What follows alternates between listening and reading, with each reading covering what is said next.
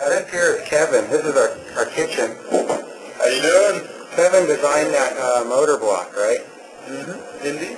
Yeah, that was one of the first things he did here. He's been here for, what, 7 months or so? About a year actually now. Oh man, a year. Coming up on a year. Yeah. And now we're doing more machining back there, making another prototype for another product. So these are students at UCF in Orlando. Okay, cool. Yeah. How you guys doing? Right on. Is it fun working at Parallax or what? You can give us the inside scoop. It's awesome. Seriously, it's a lot of fun. And they have a kitchen with free lunch and breakfast and all that. It's awesome. Now in this room, I guess they're just not here yet because it is pretty early, huh? This is where Jen, our graphic artist, sits. She does all of our artwork design and ad design. She uses a Macintosh. Coming in the front door of Parallax, this is what you see. Here's the front door, and then here's where the receptionist is. Now if you call too, this will be the first person you talk to. She just walks past me. Hey Chip, do you remember the first thing you ever sold? It was a system that used the Apple II as a host platform, so you could write assembly language code and then download it to the Commodore 4. And I sold probably, this was long before Parallax, but probably sold about probably a couple of hundred of those things.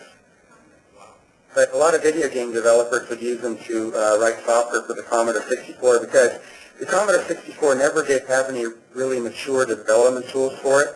It worked on system, and the machine was kind of unstable too, which I think was not so much the hardware as it was the operating system. It had a kind of poorly written ROM.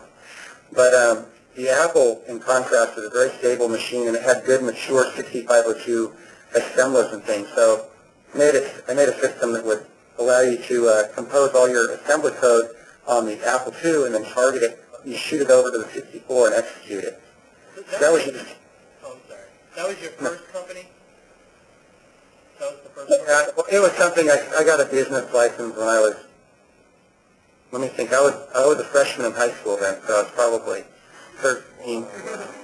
No, I was 14 then. And I just went downtown and got a business license, and it was called the Innovative Software Engineering, or ISE. So didn't you later sell it? The company? Yeah, was that the company that you sold? No. I never sold anything like that. No, I just would sell products. I mean, the company would have just been what little intellectual property there was, and I don't know if it would have been worth much, but it was kind of the thing I did for a while.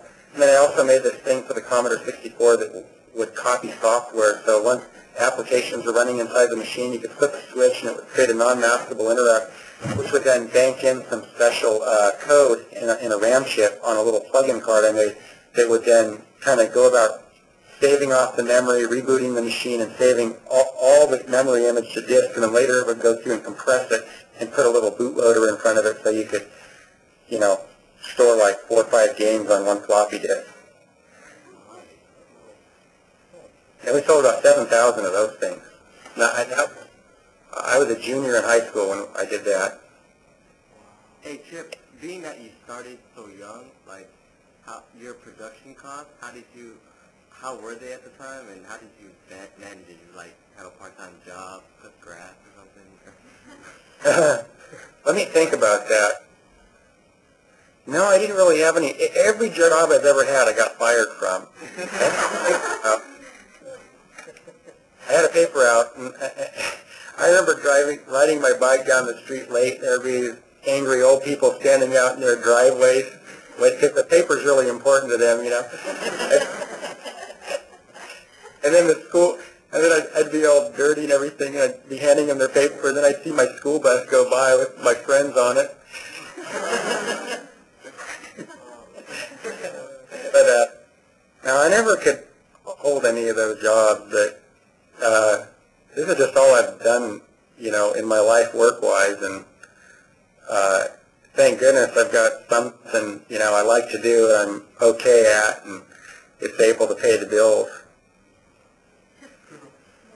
But about production in the early days, what we would do is we would buy a lot of components from a company called JDR Micro Devices, which is in San Jose, California. So they sold things like, EEPROMs and logic chips and capacitors and this sort of stuff. So Lance and I would buy whatever we needed from these guys, and then we'd work with another local company in Sacramento to do our circuit board fabrication.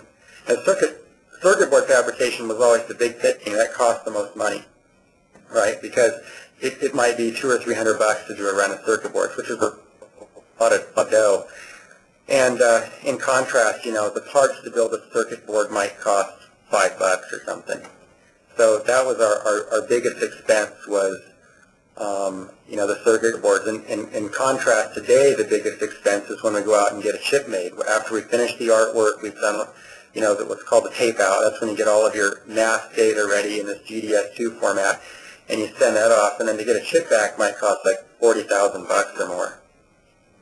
So that's kind of like the circuit boards of today here. But we would get the parts in, they'd be delivered UPS ground or something, and then we'd get the circuit boards and solder it all together just using solder and a pencil soldering iron, and then test it out, and then pack it up and ship it off. That's how we built everything. What advice, just to end this, I guess, what advice can you give these guys? Maybe you wouldn't say stay in school, but...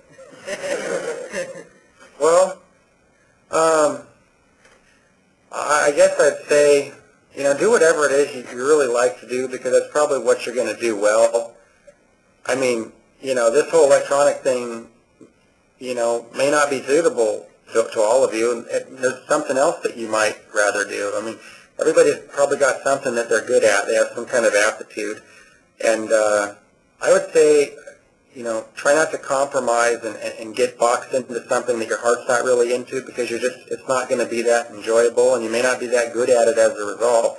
But it's really good to try to find something that you have a natural affinity for, and then pursue that. And, whether or not it looks like it's going to provide you money, I don't know if I'd worry about that so much. I mean, I thought I was going to be, poor all the time. I could never imagine that I'd be able to buy a house or anything. I remember back in 1990, I was working for this, Parallax had already been started, but for 1 year I worked with Needham's Electronics. They made EEPROM programmers and these kinds of things. And I would go there, I'd ride my junky Schwinn purple women's bike